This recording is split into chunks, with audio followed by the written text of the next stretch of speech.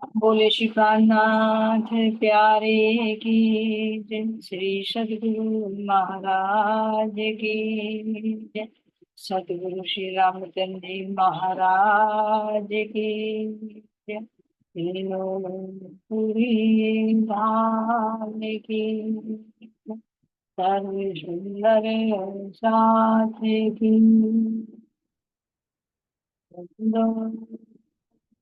सतगुरु चरण करो सुप्रेम प्रणाम। अशुभ हरण मंगल करण धन श्री देव चंद्र जी नाम। श्री प्राणीनाथ निज मूलपति श्री मेहराज शुभ नाम। तेज कुंवरी श्यामा युगल पल पल करूं प्रणाम। प्रिया जी को पल पल करूं प्रणाम। श्री प्राणीनाथ तुम साथ हो, तुमसे चलत जहां। आज मैं अधीन करने नहीं, बाहर है कीला। बाहर है कीला। बोले श्री प्राणनाथ प्यारे की जय। श्याम के धनी की जय। कृष्ण कन्हैया लाल की। सब सबके चरणों में कोटि कोटि जिसमें शांति रामधनी के अपार मेहर से हम अपने सतगुरु श्री रामचंद्र महाराज जी के बीतक को श्रवण करें। सुंदर साथ जी, 8वीं लहर चल रही है। तो 8वीं लहर में हमने क्या सुना सुंदर साथ जी कि किस तरह से महाराज जी घूमते घूमते मतंग ऋषि के आश्रम में जाते हैं, वहां की शोभा देखकर फिर कैसे वापस आते हैं, है ना। तो उसका चढ़ने का उतरने का क्या बात हुई मैंने सुंदर साथ जी वो श्रवण किया। फिर जब वहां आते हैं तो जो मठ के महंत होते हैं, हम उनसे पूछते हैं कि भाई क्या तुम वहां पर गए, तो उन्हें विश्वास नहीं। क्यों नहीं हुआ? क्योंकि उन्हें पता था कि इतना कठिन रास्ता है, तब कोई नहीं गया। अगर किसी ने प्रयास भी किया है जाने, तो आज तक वो वापस लौट कर नहीं आए। महाराज जी की एक फिजिकल को देखकर ये विश्वास था कि ये नहीं गई। तो उन्होंने कहा कि भाई तुम झूठ बोल रहे हो। महाराज जी ने कहा कि भाई तुम्हें मानना है तो माने, नहीं मानना है तो ना। मैं झूठ नहीं बोल रहा हूँ ना, झूठ बोलने से मुझे फायदा है, क्योंकि झूठ बोलूंगा तो तुम मुझे कोई इनाम भी नहीं देने। न तुम मेरे लिए फूल माला लिए खड़े हो, पुरस्कार देने वाले हो कि भाई मैं झूठ बोला हूँ तो तुम मुझे सब दो। मैं जो सत्य बात है वही मैं बता रहा हूं। ऐसा सुंदर साथ जी यहाँ पर कहने लगे, अपने पर विश्वास करो, मत करो हानि क्या है हमको। जो कुछ पूछा अक्षर अक्षर सत्य बताया है तुमको। महाराज जी कह रहे तुम विश्वास करो या ना। हमने तो अक्षर अक्षर अक्षर अक्षर का मतलब सही सही बात, एक एक बात हमने सत्य बताई है। तुम्हें मानना है या ना माने वो तुम्हारी मर्जी है। मुझे तो कोई लाभ है ना कोई हानि। और क्यों मैं झूठ बोलूं? अगर तुम ये कह रहे हो कि झूठ बोल रहे हैं तो मैं झूठ क्यों बोलूं? तो महाराज जी कह रहे सुंदर साहब जी हम भी विचार करते हैं। जाने अनजाने में हम झूठ बोल जाते हैं, तो हम ये सोचे आखिर झूठ बोलने से फायदा क्या होगा। क्योंकि झूठ के पांव नहीं। कुछ दिन तो झूठ चलता है, लेकिन सत्य सामने आ ही जाता। फिर इसमें झूठ बोलने से फायदा तो कुछ नहीं हुआ, उल्टा क्या हुआ, नुकसान। क्योंकि जो हमारे ऊपर विश्वास होता है उस विश्वास से हम हाथ धो बैठते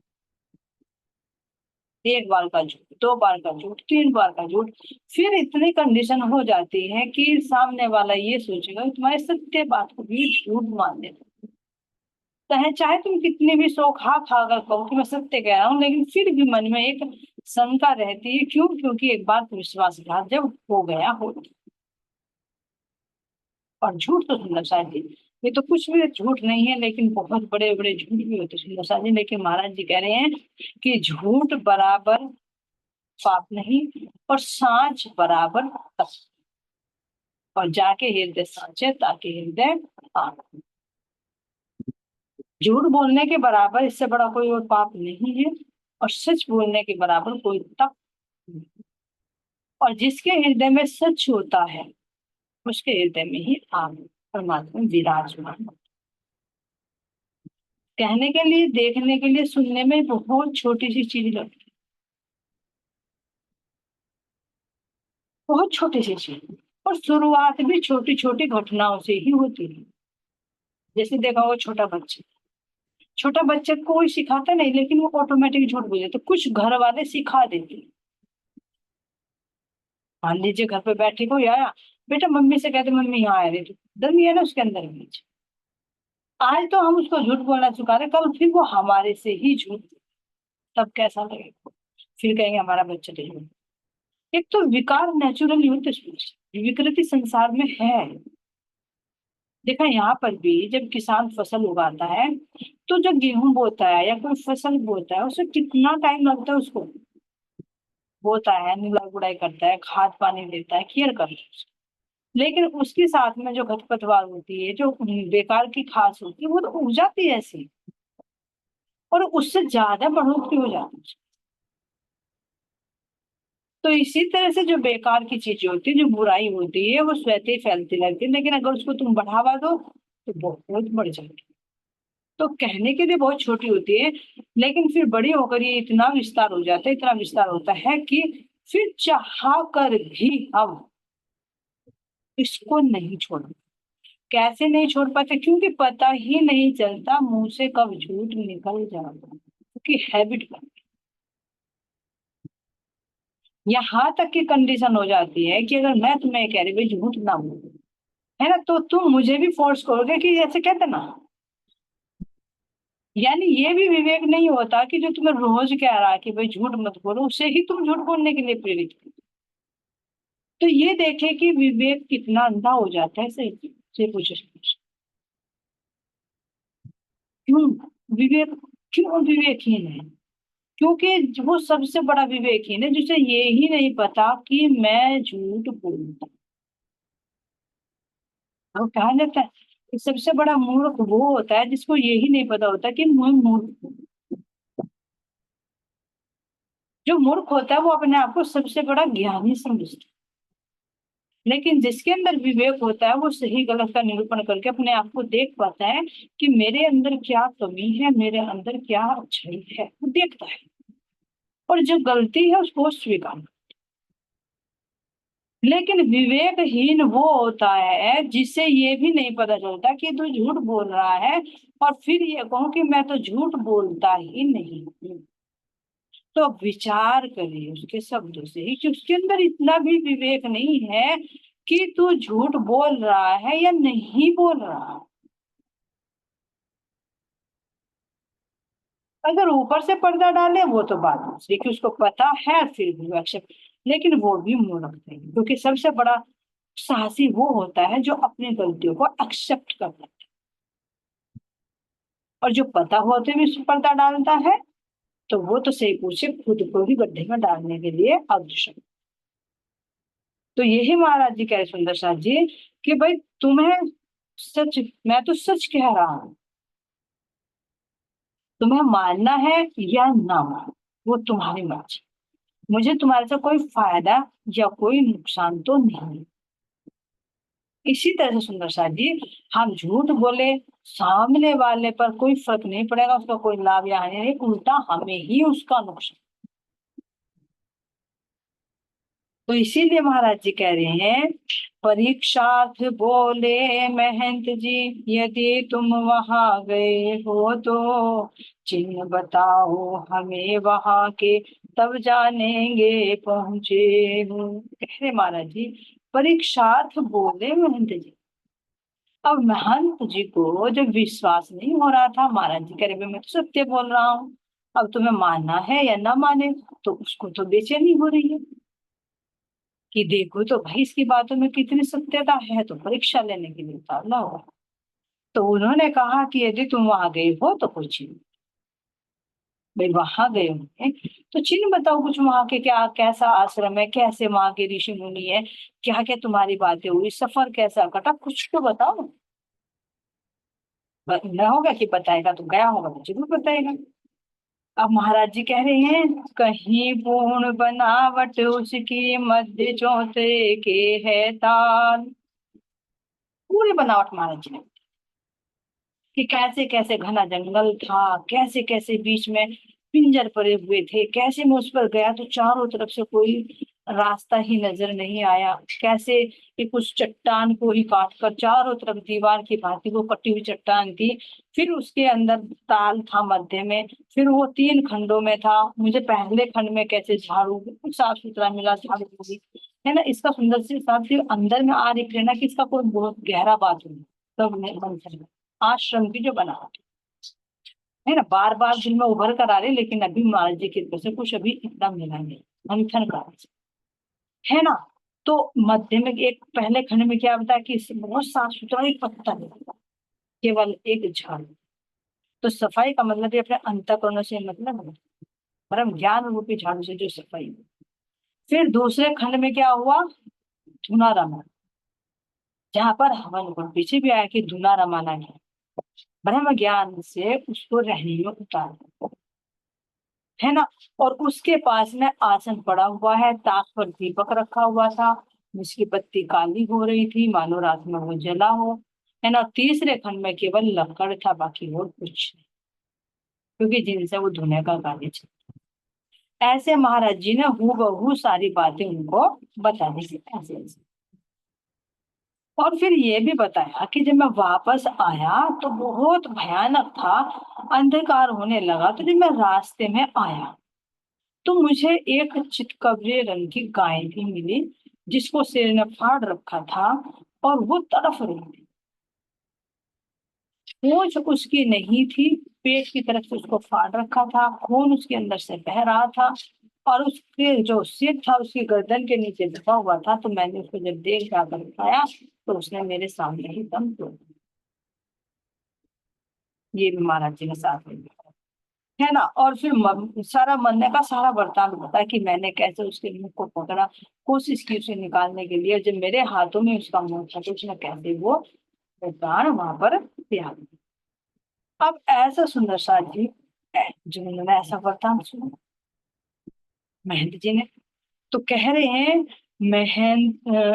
मरने का वृतांत जब मैंने गौ माता का बतलाया, तो महंत जी के मुंह पर एकदम कुछ पीलापन आया। कि जब मैंने बताया कि भैया जी वही था जब गाय ने दम तोड़ा, है ना, चितकबरे रंग की थी, तो महंत जी के चेहरे पर पीलापन आ गया, घबराहट। क्यों घबराहट आ गई, क्योंकि वो गाय उसी ही थी जो जंगल में चली गई थी। वो जानवर है, खुल कर चले जाते हैं, आश्रम में रख रखी होगी, वो खुल कर चली गई। तो कहा कि भाई वो तो मर गई, तो थोड़ा सा मेरे को दुख हुआ, नहीं लगा। क्यों, क्योंकि गाय का पूरा हुलिया जो महाराज जी ने बताया, तो उसे लग रहा था कि वो मेरी ही गाय है, लेकिन अभी भी विश्वास नहीं दिलाते थे कुछ। हम ही है मैं जी, हम बार बार करते हैं कोशिश, लेकिन फिर भी हमारा विश्वास नहीं जमता। बार बार सत्य बात सुनने पर भी हमारा विश्वास नहीं जमता, जैसे इस महंत जी का नहीं जम रहा। तो अब यहाँ पर सुंदर साथ जी कह रही है, अरे भाई जैसे तूने गाय बताई, चित कपड़ी बताई, ये गाय तो हूबहू मेरी है, ऐसी तो मेरी थी। तो महाराज जी ने कहा भाई तेरी थी तो तू अपनी को संभाल।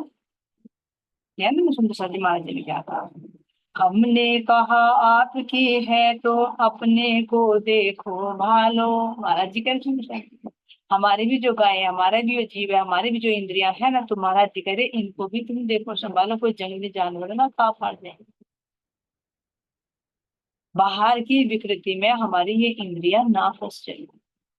हमारा जीव कहीं आवागमन में ना फंस जाए, कहीं जंगल में जाकर, इस अंधेरे जंगल रूपी संसार में जाकर कहीं ये फंस ना जाए और मौत के घाट ना उतर जाए। तो इसलिए महाराज जी कह रहे हैं कि संभालो, अपने आप को जागृत करो, तो जीव भी तुम्हारा समझेगा, इंद्रियां भी तुम्हारी समझेगी। अब ऐसे महाराज जी ने जब ये बता सुंदर साथ जी, तो अब वे महंत जी क्या करते हैं, शंकर शंकर प्रेम, जो गाय का नाम था, तो उस नाम को ले लेकर वे फिरे थे, क्योंकि गाय को जब ढूंढते हैं तो वो कहीं ना कहीं तो मिलेगी आवाज को सुनकर। जब उनको आवाज लगा रहे हैं तो कह रहे हैं, शंकर शंकर फिरे टेरते भ्रम सा रहा हमारे पर, शायद हमने झूठ कहा है, देखी बाट सवेरे तक। महाराज जी कह रहे कि वो महंत निकल, कुछ घबराहट तो आ गई, अरे भूले जो बता रहा तो मेरी गाय का, लेकिन मेरी गाय मरी नहीं होगी, क्योंकि जैसे ना जब कोई आश्रम में रह रही है गाय वगैरह, तो थोड़ा छोड़ देते होंगे कि आसपास में कुछ चल जाए, लेकिन वो घने जंगल में चल, तो इसलिए आसपास उन्होंने टेर लगाए शंकर शंकर उनका नाम लेकर, है ना, क्यों, क्योंकि महाराज जी पर अभी भ्रम था, उनकी बातों पर विश्वास नहीं था कि वो मारेंगे। तो इसलिए आवाज लगा रहे कि मेरी गाय जिंदा होगी तो वो आ जाए। लेकिन क्या कह रहे हैं, जब गाय नहीं आई बाट देखने पर, शाम हो गई, है ना, और शाम होते होते भी जब सवेरा हो गया, रात में पूरी बीत गई, लेकिन गाय नहीं आई, तो तब जाकर उन महंत जी को महाराज जी की बातों पर विश्वास हुआ। हमें भी सतगुरु की बातों पर कब विश्वास होता है, जब हमारी गुण अनिंद्रिय पूरी माया में डूब जाती है और हम कष्ट पाते हैं, तब हमें उनकी बात सही लगती है। लेकिन जब तक हमारे जीव और हमारी इंद्रियां सांसारिक सुखों में लिप्त होती है ना, तो सतगुरु की बातों पर विश्वास नहीं होता, बकवास बताएंगे। अरे कहीं ऐसा होता है क्या, अरे कहीं भगवान भी देखे ना किसी के, अरे कहीं परम धाम में ऐसा होता है कि जैसे पानी, तो सब कल्पना है। लेकिन जब यहाँ संसार की में मार पड़ती है ना, कोई नहीं होता, तब धनी की आ जाती है कि हाँ शायद वो सही है। ऐसे ही जब महेंद्र जी को उनकी गाय नहीं मिली, तब किसी के बातों पर उनको विश्वास हुआ। कह रहे सुंदर साथ जी, अब अपनी बात बता रहे हैं कि भाई हमारा जो नियम था हम आ गए, तो उनको विश्वास आ गया। अब जैसे ही शाम हो गई, तो ये एक दिन की यात्रा है सुंदर साथ जी महाराज जी की, ध्यान दें। जो इतनी लंबी चढ़ाई करके गए थे, तो वे सुबह ही चले थे, आश्रम से जैसे ही निकले थे चढ़ाई शुरू कर दी थी, है ना, और चढ़ाई करते ही फिर आश्रम में गए, पूरे दिन वहां पर रहे, तो वहां पर भी कोई साधु से कुछ नहीं मिले। फिर वापस आए, क्योंकि जब देखा भाई सूर्यास्त होने यानी दिन छिपने वाला है, तो अगर महात्मा जी मिलते यहाँ पर, मतंग ऋषि जी, तो भाई रुकना ठीक था। लेकिन महाराज जी ने सोचा कि यहाँ नहीं कोई है, तो हमारे तो पात्र ही नहीं है दर्शनों के, तो वापस चले। तो महाराज जी शाम तक वापस लौट कर आ गए, यानी एक दिन की यात्रा, चढ़ना और उतरना। तो महाराज जी शाम हो गई, तो अब देखे सुबह में नहीं कुछ खाया होगा, फिर पूरी चढ़ाई भी की। अब वहां आश्रम में गए तो वहां भी कुछ भोजन नहीं मिला, वैदिशी नहीं मिले तो नहीं मिला, फिर वापस भी आए। अब हो गई शाम, अब शाम को तो महाराज जी को कुछ लेना था। लेकिन यहाँ पर कह रहे हैं कि जब मैं मंदिर में आया, तो सायकाल को हम प्रसाद तो बिल्कुल भी न लेते थे, और नहीं तो लेना चाहिए था। भाई जब सुबह को नहीं लिया, दिन में नहीं लिया, तो रात को लेना चाहिए, नियम के कितने पक्के। ये हम सोच लेते महाराज जी, हम तो सोच लेते कि सुबह को नहीं ले, दोपहर को लेते, चलो भाई कोई बात नहीं, रोज नहीं लेते तो आज नहीं लेते क्योंकि नहीं खाया। लेकिन महाराज जी कितने दृढ़ प्रतिज्ञ थे कि जब मैंने नियम ले लिया कि रात शाम को नहीं खाना, तो नहीं खाना, भले ही दिन में दोपहर को खाया हो या ना खाया हो, पर रात को नहीं। तो इसलिए खाली पेट ही महाराज जी हम पर रह गए। और खाली पेट रहते हुए क्या कह रहे हैं कि हम उस दिन क्या करें, हनुमान का एक मठ था, उस दिन उसमें जा बैठे।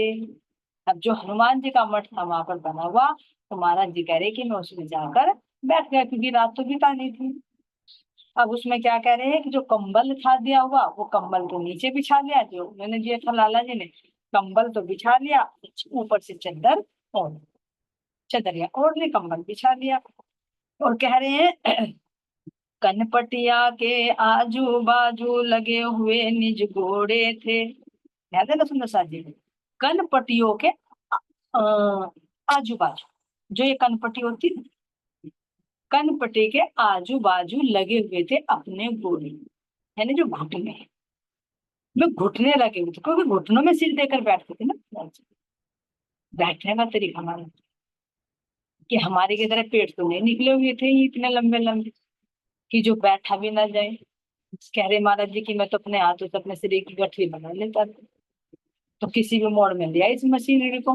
तो महाराज जी कह रहे कि मैंने नीचे कंबल बिछाया, ऊपर चदरिया ओढ़ ली और अपने दोनों कनपटियों के दोनों तरफ अपने घुटने ये लगा लिए, ऐसे घुटनों में सिर देकर मैं बैठकर दोनों हाथ ऐसे आखी मिची रहा करती, बस नींद हमें आती ही कब, यही था अभ्यास नित्य का, इसमें अवधि काफी बीती थी। महाराज जी कह रहे हैं कि भाई अब नींद तो मुझे नहीं आती थी रात को, क्योंकि देखो जितनी बार भी दर्शन हुए हैं रात को भी हुए, तो इसलिए महाराज जी रात को निंद्रा ना आए इसलिए रात का आहार नहीं ले, क्योंकि भोजन में तामस हो। और ये रियलिटी सुंदर सा जी प्रैक्टिकल करके भी देखिए, अगर तुम शाम को किसी बार नहीं भोजन करोगे तो रात को हल्की सी नींद आएगी, बाकी तुम्हारी आंखें खुल। और अगर हम खूब ठूस ठूस कर आहार ले लेंगे तो पूरे पैर फैलाकर खर्राटे मार मार कर ट्रैक्टर चलाएंगे हम, और फिर सुबह भी आग निकलेगी। तो यानी ये कारण था जो महाराज जी रात को नहीं, इसी कारण महाराज जी को रात को भोग नहीं लगाया समस्या। तो इसका मतलब ये नहीं है, ये था कि भाई मैं महाराज जी नहीं लेते तो हम भी ना दे, क्योंकि ध्यान में बैठना है तो ना। लेकिन अगर हम लेते हैं तो महाराज जी को समर्पित करने में कोई प्रॉब्लम नहीं। और हालांकि अगर महाराज जी के पद चिन्ह पर चलना है तो कम ले, ज्यादा है। महाराज जी तो बिल्कुल भी नहीं देते, लेकिन उनके जैसी कसनी तो नहीं कर सकते, लेकिन 1% या आधा का भी आधा पाव भी कर सकते हैं। तो कह रहे हैं कि सुंदर सा जी भर पेट तो भोगी होगा और खाली पेट रोगी होगा और आधा पेट योगी। तो ना तो ज्यादा खाए ना बिल्कुल भूखा रहे, बीच का मध्यम, है ना। तो अब इसीलिए कह रहे महाराज जी यहाँ पर कि अब मेरी आंखें तो नीची रहा करती थी, नींद तो हमें नहीं आती थी, यही था अपना नित्य अभ्यास। और काफी समय बीत गया था बैठ। देखिए ना अजीब है ना महाराज जी की बैठने की स्थिति, ना कोई पद्मासन ना सुखासन ना ताड़ासन, कितने आसन है इसमें महाराज जी, ये महाराज जी का अपना अलग ही आसन है बैठने। तो इसीलिए तो कहा जिसमें कंफर्टेबल है उसमें बैठे। नहीं तो यही कहते कि कमर सीधी कर ले, तो कई बार तो देखा है कि कमर सीधे रहेंगे तो कमर पर ही ध्यान जाएगा कहीं तिरछी ना हो। क्यों, अगर नहीं हैबिट है तो फिर कमर में घुटने में दर्द होने लगता है, फिर कहेगा शरीर की कुछ खींचो। तो जैसी हालत में कंफर्टेबल लगे ऐसी में बैठकर अंदर लो। मेन मकसद शरीर का नहीं, हाँ हेल्प जरूर होती है। अगर हम पीठ सीधी करके बैठते तो उससे मन में एकाग्रता जरूर जल्दी आती है। लेकिन महाराज जी के अंदर तो तामस है ही नहीं, तो पीठ सीधी क्या करनी, उनके तो कह रहे मुड़कर तीर कमान की भांति हो रही है। तो जिन्होंने अपने मन को जीत लिया तो फिर तन क्या करेगा, उन्होंने तो विजय प्राप्त कर ली ना मन में। और अभी हम मन के अधीन हैं तो शरीर के साथ जुड़कर वो तुरंत उसको हटा देता, बस आगे नहीं। सबसे बड़ा इनका सिद्धांत मन है। तो महाराज जी ने कहा कि मेरा अभ्यास यही था, काफी समय बीत गया था। अब जब मैं रात को हनुमान जी के मंदिर में अब पीछे कहोगे महाराज जी ने तो प्रण ले लिया, मैं मंदिर में नहीं जाऊंगा। मंदिर में जा रहे हैं लेकिन दर्शनों के लिए नहीं जा रहे, केवल रात बिताने, कि भाई रात तो कहीं ना कहीं बितानी है। तो इसलिए कह रहे हैं कि मंथन करते रहते बैठे कल्पनाओं के सागर का, रतन खोजते रहते पल पल मार मार उसमें गोता। अब देखो महाराज जी क्या करते थे इस स्थिति में बैठ के, और बैठकर मंथन करते रहते थे, अपने मन का मंथन करते रहते थे कि मेरे मन में क्या क्या चल रहा है, मैंने कितनी उपलब्धि की है, मैंने घर छोड़ा तो क्यों छोड़ा, अब मुझे आगे क्या करना है, कहाँ पर, यानी हर एक जो भी इंसिडेंट हुई महाराज जी के साथ में उसका सार्थक दिया मंथन। तो ये मंथन हमें भी, जिसको स्वाध्याय कहा जाता है शास्त्रीय भाषा। स्वाध्याय एक होता है कि अपने आप ग्रंथों का अध्ययन करना, तो ये तो एक बाहर का हो गया बुद्धि से। एक अंदर से अपना ही मंथन करना, अपना ही अध्ययन करना, अपने मन का, अपनी बुद्धि। तो महाराज जी ये स्वाध्याय, और मंथन करते करते क्या कह रहे हैं, कल्पनाओं के सागर, जो कल्पनाओं के सागर मेरे मन में उठते रहते थे उठते रहते थे, इनका मैं मंथन करता था, इन कल्पनाओं के बातों में से मैं सार्थक निकाल कर ले। ये था महाराज जी का ध्यान, नहीं क्योंकि परमधाम का नहीं पता था, राजश्यामल जी के श्रृंगार शोभा का नहीं पता था, 25 पक्षों का नहीं पता था, वहां की लीलाओं का नहीं पता था।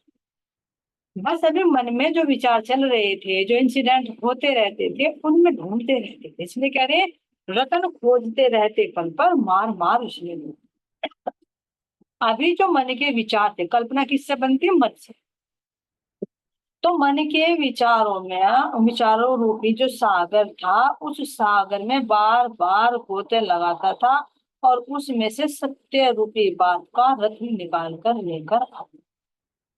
ये ध्यान की अवस्था को मानते, ध्यान की स्थिति। कैसे ध्यान करते थे, क्या ध्यान करते थे? यानी अपने मन को पढ़ते थे, वो अपना लक्ष्य जानते थे कि भाई मैं क्या करने के लिए आया हूँ, क्या मुझे करना था, कहाँ तक मैं पहुंच जाऊं, क्या क्या मेरे अंदर से छूटा आया, क्या क्या मैंने ये हम भी कर सकते। इतने दिन से हम भी अपनी जर्नी पर हैं, कितना क्या घटा, क्या छूटा हमारे से, और क्या नया हमने ग्रहण किया। ये आत्मचिंतन। जब से मैं सदगुरु की शरण में आई हूँ, क्या मेरे स्वभाव में क्या परिवर्तन आया है, कौन सी बुराई मैंने, क्या एक भी बुराई छोड़ी है, या अभी जो भी, और क्या मैंने नया लिया है जो मेरी रहने में उच्च है। फिर मेरा कितना रुझान मेरे संसार की तरफ है, कितना रुझान मेरा परमात्मा की तरफ है, कितना महत्व मैं संसार को देती हूँ, कितना महत्व मैं अपने परमात्मा को। ये आत्म मंथन करे, तोले अपने। ये ध्यान है समझ। क्योंकि जब तक हम मन को नहीं देखेंगे तो फिर क्या होगा, हम बैठे रहेंगे अपने ध्यान में, मोर मिलाव का ध्यान करेंगे और कहेंगे मैं राज्य के अधरों को देख रही हूँ, और अधरों को देखते देखते कहीं ऐसा ना हो कि किसी और के ही अधर सामने, और वो माया का रूप खड़ा हो। लीलाएं हम परमधाम की करें, लेकिन मन को नहीं संवारा तो मन की ही और तो वो देंगे। तो अपने मन को देखे कि मन में कितना हमने किया, ये खोज है सुनिश्चित, अपने अंदर की खोज है। नहीं तो क्या करते, पूरी पूरी रात दिन में चलते हैं और रात को अपने अंदर की खोज करते, दिन में बाहर की खोज, रात में अंदर की खोज। तो ऐसे सुंदर साथ जी हम भी करें, दिन में क्या है जब वाणी वाणी मंथन करें, रात में अपना खोज करें, अपने अंदर में पढ़ने करें उसको। क्योंकि जो पढ़ रहे हैं वाणी में अभी तक में, उसका मंथन भी करें, ये नहीं कि पढ़ा, सुनाया और सुना और बस छुट्टी हुई। जितना भी सुना उसका मंथन करें, चाहे उसमें बीतक है सुंदर साथ जी। करने के लिए तो बीतक उसको 5 दिन में कर लो, 10 दिन में कर लो। जब 3 दिन में अखंड पाठ लगाकर 18,758 चौपाइयां कर ली जाती है, तो बीतक क्या है, इनमें 12,000 दो चीज परिक्रमा है। कर सकते हैं, लेकिन नहीं करना तो कोई फायदा नहीं है। इसलिए कह रहे हैं कि उसके अंदर डूबो, चाहे कम ही दो लेकिन उसका सार लेते। ये बंधन है। तो अब यही सुंदर साथ जी, एक भी पॉइंट अगर महाराज जी का हम ले रहे हैं तो जीवन सार्थक हो जाएगा। तो इनकी लिस्ट बनाना, सभी डिस्कस करें, जिसमें क्वेश्चन आंसर देंगे कि हमने क्या क्या छोड़ा है, क्या मंथन कितना कर। तन समिधा को देता फिरता आहुति, बस इस लालच से रतन हाथ आ जावे, लेकिन रह जाते कर मल मन के। महाराज जी कह रहे तन समिधा को देता है, समिधा को देता फिरता आहुति, बस इस लालच से। जो मेरा तन था ये तो एक लकड़ी बन चुका था, जिसको समिधा कहते हैं प्रसाद जी। इसमें समाधि नहीं है, इसमें समिधा है। समिधा कहते हैं हवन की लकड़ी, जो हवन में यूज की जाती है उसको समिधा कहते हैं। तो इसी तरह से इंद्रावती ने भी कहा, हाड़ हुए सब लकड़ी, सिर सिर फल विरह, लहू मांस रस लगा, इनविद होत हवन। तो ये महाराज जी ने जो कहा कि हार हुए सब लकड़ी, यानी जो जैसी हालत महाराज जी के सूख हो गए ना, ऐसी इंद्रावती जी की रही थी हर समय एक साल। तो हार जो सूख गए थे तो वे लकड़ी की भांति हो गए थे, और जो सिर था, सिर पर जो बाल थे वे भी रूखे सूखे खड़े, जैसे उसके बाल होते हैं ना नारियल, तो ऐसा मेरा सिर जो है वो नारियल श्रीफल हो गया था, विरह रूपी अग्नि कुंड बन गया था, और इनमें जितने भी गुण अंग इंद्रिया थी सब ये हवन की लकड़ी हो गई थी। तो इस तरह से ये आध्यात्मिक हवन, एक बाहर का हवन और एक अंदर का। तो इसी तरह से महाराज जी कह रहे हैं कि जो मेरा तन बैठा था, तो मेरा तन भी अब ऐसे हो गया कि मेरा जो तन था ये तो, इसकी तन की जो हड्डियां थी तो समिधा, यानी हवन सामग्री बन गई थी। और इसके अंदर आहुति मैं इस लालच से दे रहा था, विरह रूपी आहुति इसलिए दे रहा था, इस लालच से दे रहा था कि कम से कम कुछ तो रतन मिल जाए। बार बार आहुति देना, यानी बार बार उसमें डुबकी लगाना, बार बार ध्यान में बैठना, इस विचार से कि कुछ रतन हाथ में जाए। हम भी ध्यान में बैठे तो इसी पर्पज से बैठे कि कुछ तो मिले, धनी का कुछ तो अनुभव, कुछ तो उनकी बातें सुनो। तो इसीलिए कह रहे रतन हाथ आ जाए, लेकिन महाराज जी कह रहे कि अभी तो मैं हाथ मल मल के खाली ही लौट आता हूं। ध्यान में उलझा रहता इस विचार में, रात बीत जाती यो ही, एक यही आसन था अपना, थे अभ्यस्त इसी के ही। देखिए सुन, महाराज जी कितनी गहराई में उतर जाते थे, ये कहे ना कि इस स्थिति में नहीं बैठा जाता। हम तो कहते कमर सीधी करो, है ना, नाक के सामने यहाँ पर ये लगाओ, यहाँ पर ध्यान को करो, कंधे बिल्कुल सीधे हो, सीना तना हुआ, और बस ध्यान शरीर शरीर में रहता है, इतने में दर्द कर देता है, फिर भागने पर। तो महाराज जी देखो कि मैं तो इसी का बेहतर 8 8 घंटे बैठ जाऊं, तो क्या हम इसको काट सकते हैं महाराज जी की ध्यान को? नहीं। खुद कह रहे महाराज जी कि मेरा यूं ही आसन था, कोई शास्त्र में हो या ना हो, क्योंकि ब्रह्म आत्माओं की चाल ही निराली होती। तो कह रहे मेरा यू ही आसन था, मैं इसी का ही अभ्यस्त हो चुका था। नहीं तो ये देखो कि जो हाथ मरोड़ कर जो उठाते थे तो कितनी गहराई में ध्यान में उतर जाते थे, इसी इसी स्थिति में बैठे हुए, इसी आसन में। कहीं किसी पेड़ का सहारा ले लिया, कहीं किसी दीवार का सहारा ले लिया, है ना। देखो अब तो कहीं बाहर को भी निकले तो हर जगह महाराज जी की छवि नजर आती। कहीं कल मार्केट जाना पड़ गया, कुछ काम से था, तो रास्ते में देखा, कहीं भी सड़क मिला, मंदिर मिला, वहीं महाराज जी, अरे महाराज जी ऐसे बैठ जाते होंगे रात में, रात यहाँ बिताते होंगे, कैसे साधु संतों के साथ में चलते होंगे। यानी हर जगह ये लगने लगा कि बस महाराज जी, क्योंकि स्थिति परिवर्तन, हर एक हालत को देखकर ना, तो ये यही भी तो ध्यान है सुन प्रसाद। कहने के लिए तो कहेंगे मार्केट में घूम रहे हैं, कुछ काम कर रहे हैं, लेकिन हम हर जगह देख के आ रहे हैं। जैसे गोपियां देखती थी, अरे मेरे पत्तों में कान्हा है, अरे मैंने जमुना जी पे देखा मेरे कान्हा जी बैठे, तुम कैसे कह रहे हो मथुरा चले? अरे पता ना, कल कल मेरी चोटी खींची उसने और मैं उसके पीछे भागी, वो तो वो हंसता हुआ भाग गया, तुम कैसे कह रहे हो मथुरा? तो इस तरह सुंदर सा जी ये ध्यान है, प्रेम का ध्यान है, जो तुम्हें हर जगह उन्हीं की छवि नजर आती। और ये कब होगा? जब उनकी हमें जानकारी होगी, उनसे हमारा लगाव होगा, प्रेम होगा, हमारा संबंध। तो ऐसे सुंदर साथी ये महाराज जी का अलग ही ध्यान है। तो ये मिलता है हमें इससे शिक्षा कि जरूरी नहीं है कि हम ऐसे पद्मासन में ही बैठे या इसमें बैठे, जैसे तुम्हारा शरीर कंफर्टेबल लगे उसमें उतर कर बैठ कर शरीर को स्थिर कर ले, और फिर बाकी अपने मन पर फोकस, शरीर पर। और शरीर यदि ऐसे कंफर्टेबल नहीं है इस आसन में बैठने पर, तो हमारा ध्यान तो फिर सारा शरीर पर ही रहेगा, मेन फोकस से तो हट जाएंगे। तो इस तरह से महाराज जी बता रहे कि मेरा आसन कौन सा। तो अब ध्यान देना सुंदर साथ जी, हनुमान जी के मंदिर में पहुंच गए। तो क्यों पहुंचाए महाराज जी ने? राज्य महाराज जी का हुक्म है, क्योंकि यहाँ पर कुछ घटना होनी। अर्धरात्रि उपरांत आज फिर अपने साथ हुआ ऐसा, हाथ हमारा पकड़ किसी ने बड़े जोर से धर ऐठा। फिर पकड़ लिया महाराज जी की बात, बार बार बार बार, चौथी बार मरोड़ दे रहे सुनना चाहिए।